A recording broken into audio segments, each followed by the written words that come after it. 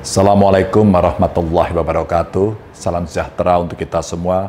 Om Swastiastu, Namo Buddhaya. Bapak Ibu yang sangat saya hormati, 3 isu utama jadi fokus kami untuk sektor lingkungan yang ada di Jawa Tengah. Air, sampah, dan bencana.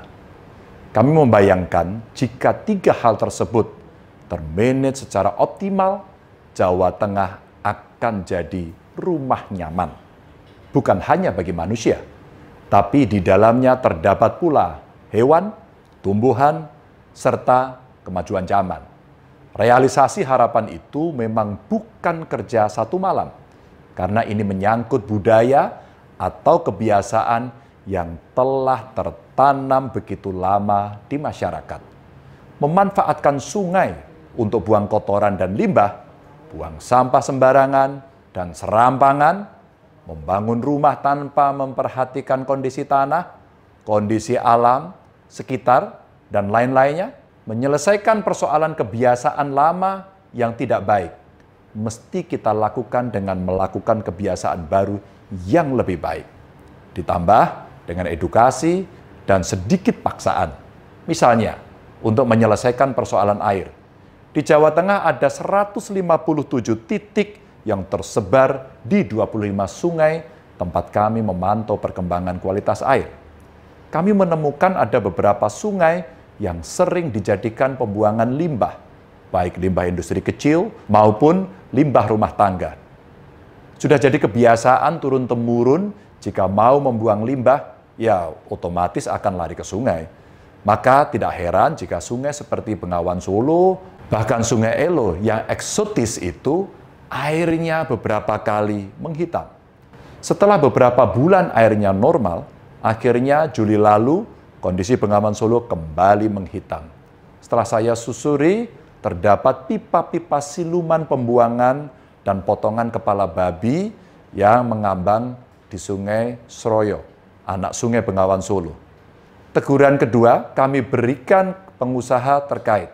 Karena pada Desember 2019 silam, seluruh pengusaha yang punya riwayat pembuangan limbah ke Bengawan Solo, kita panggil untuk menyelesaikan persoalan itu. Toleransi 1 tahun kami berikan untuk seluruh pengusaha agar memperbaiki sebelum kami melakukan tindakan hukum. Berarti masih tersisa 1 bulan lagi untuk seluruh pengusaha memperbaiki sistem pembuangan limbahnya. Cinta atau peduli lingkungan memang tidak akan pernah terwujud jika sekedar jadi slogan. Celakanya, sebagian dari kita justru tidak sadar bahwa banyak perilaku sehari-hari yang sangat bertolak belakang dari mencintai lingkungan itu sendiri. Seperti kasus di Kabupaten Demak, alih-alih menghasilkan keuntungan bersama, cara yang dilakukan sebagian petani di sana yang memilih melubangi daerah aliran sungai atau tanggul menggunakan peralon justru membuat das jebol dan mendatangkan banjir bandang yang menggenangi beberapa desa. Untuk kasus semacam itu yang bisa menyelesaikan ya gerakan masyarakat setempat. Maka pembentukan lembaga-lembaga masyarakat diperlukan untuk pengawalan. Kalau di Jawa Tengah ada yang namanya komunitas peduli sungai, embrio dari sekolah sungai, sampai saat ini ada 47 komunitas yang lahir setelah Kongres Sungai pada tahun 2015 silam. Selain banjir, bencana alam yang melingkupi Jawa Tengah, ada tanah longsor juga, ada rob sampai gunung meletus. Jika seperti bencana banjir bisa diatasi dengan pembenahan perilaku, maka untuk kasus bencana longsor dan gunung meletus perlu edukasi sekaligus pelatihan berkala. Cara itu akan memberi kesadaran pada masyarakat bahwa mereka hidup berdampingan dengan bencana. Kesadaran seperti itulah yang membuat semua desa rawan longsor dan terdampak letusan gunung berapi memiliki sister village atau desa kembar.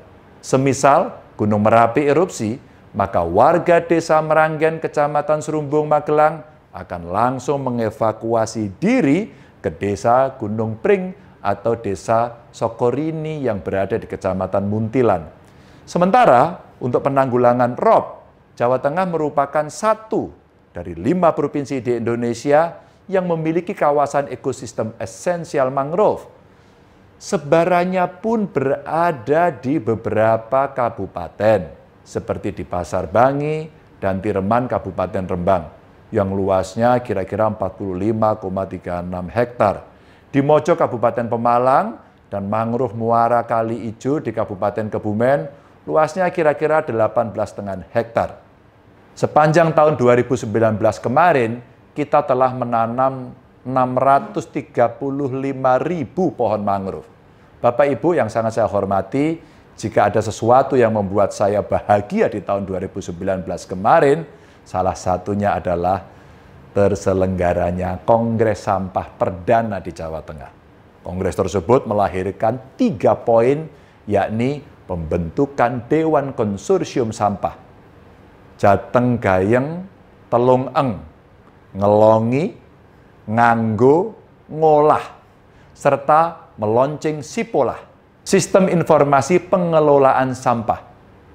Memang diperlukan energi ekstra untuk mengelola jumlah sampah yang mencapai 16.520 ton sehari atau sekitar 6 juta ton setahun. Jumlah itu tidak akan teratasi dengan 1.562 bank sampah, 144 TPA 3R, reduce, reuse, recycle, dan 542 rumah rosok yang ada di Jawa Tengah. Dan Kongres Sampah tersebut jadi meeting point gerakan masyarakat untuk memperbaiki pengelolaan persampahan sejak dalam rumah. Kami sadar betul, pemerintah hanya menjadi bagian sangat kecil dalam upaya pelestarian dan perbaikan lingkungan. Tugas kami hanya sekedar penyulut sumbu agar gerakan cinta lingkungan menyala di setiap benak warga. Maka anggaran sekitar 70 miliar yang kami alokasikan untuk pengelolaan lingkungan hidup tidak akan berarti apapun tanpa lahirnya kesadaran masyarakat. Terima kasih. Tetap jaga kebugaran dan jangan remehkan protokol kesehatan. Wassalamualaikum warahmatullahi wabarakatuh. Assalamualaikum warahmatullahi wabarakatuh. Salam sejahtera untuk kita semua. Saya Sukirman, Wakil Ketua DPRD Provinsi Jawa Tengah, mewakili segenap pimpinan dan anggota DPRD Provinsi Jawa Tengah. Pada kesempatan kali ini ingin menyampaikan kebijakan-kebijakan politik terkait dengan persoalan lingkungan hidup. Arahan dari Kementerian Lingkungan Hidup, kita juga pernah mengkampanyekan atau membentuk Kaukus Lingkungan Hidup yang kebetulan saya sendiri ketuanya. Kita dirikan Kaukus Lingkungan Hidup yang terdiri atas para politisi di dalamnya, yang harapannya adalah untuk mengawal segala macam-macam kebijakan politik yang ada di pemerintah Provinsi Jawa Tengah atau secara nasional, kebijakan-kebijakan politik terkait lingkungan, persoalan-persoalan advokasi terkait lingkungan, pembelaan-pembelaan terhadap kelompok-kelompok pekerja ataupun kelompok pecinta lingkungan. Ini ada dalam Kaukus Lingkungan Hidup ini. Dari sisi anggaran, saya ingin menyampaikan bahwa anggaran pengelolaan lingkungan hidup pada tahun 2019, APBD tahun 2019, itu sebesar 70.319.544.000 rupiah. Angka ini tentu kalau dari sisi pemanfaatan lingkungan, pemberdayaan lingkungan dilihat dari sisi itu cukup kecil. Tetapi kemudian anggaran tersebut juga mengalami kenaikan. Artinya anggaran tersebut sudah dinaikkan sebesar 5,59% dibandingkan tahun 2018 yang hanya sebesar 66 miliar. Nah, Bapak Ibu sekalian, sesuai tugas pokok fungsi kami tentu saja juga kita membuat aturan-aturan, regulasi-regulasi seperti yang saya sebutkan tadi di awal, bahwa perda-perda, peraturan-peraturan daerah yang terkait langsung ataupun senada dengan pengelolaan lingkungan hidup ini itu telah kita sahkan sebagai perda yang merupakan ini kesepakatan antara eksekutif dengan legislatif. Di antaranya adalah Bapak Ibu sekalian, yang pertama Peraturan Daerah Nomor 3 Tahun 2014 tentang pengelolaan sampah di Jawa Tengah. Saya kira isu ini menjadi cukup menarik karena sampah itu sangat luar biasa kalau tidak dikelola dengan baik.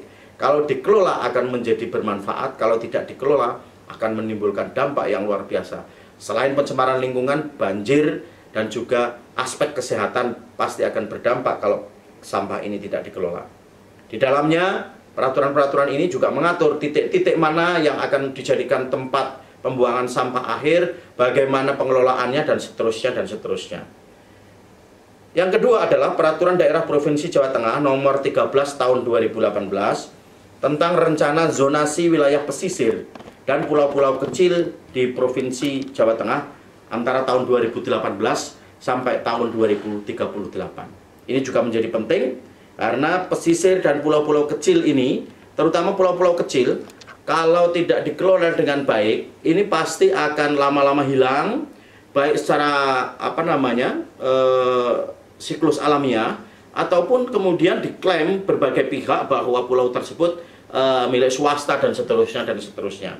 Berikutnya adalah Peraturan Daerah Provinsi Jawa Tengah Nomor 16 Tahun 2019 tentang perubahan atas Peraturan Daerah Provinsi Jawa Tengah Nomor 6 tentang Rencana Tata Ruang Wilayah Provinsi Jawa Tengah tahun 2009-2029.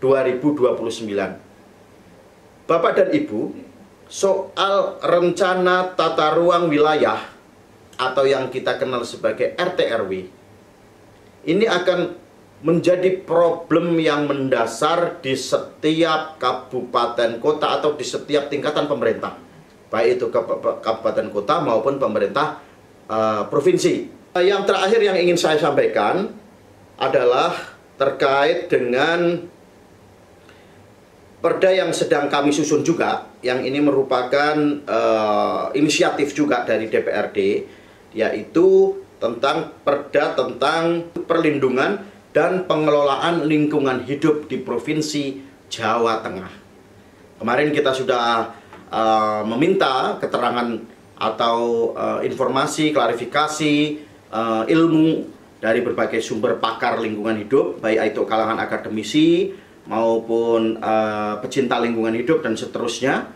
Kita sedang menyusun perda perlindungan dan pengelolaan lingkungan hidup di Provinsi Jawa Tengah. Artinya ini lebih fokus, kalau tadi lebih kepada segmentasi, kalau ini menyeluruh pengelolaan lingkungan hidup ke seluruh Jawa Tengah. Bapak dan Ibu, saya kira itu yang bisa kami sampaikan sebagai sikap kebijakan politik DPRD Provinsi Jawa Tengah terkait upaya melindungi dan melestarikan lingkungan hidup di Jawa Tengah. Semoga tetap lestari sehingga masyarakat Jawa Tengah menjadi tentram, sejahtera, dan tetap sehat. Terima kasih. Ihdinas siratal mustaqim. Wallahul muwaffiq ila aqwamit thoriq. Wassalamualaikum warahmatullahi wabarakatuh.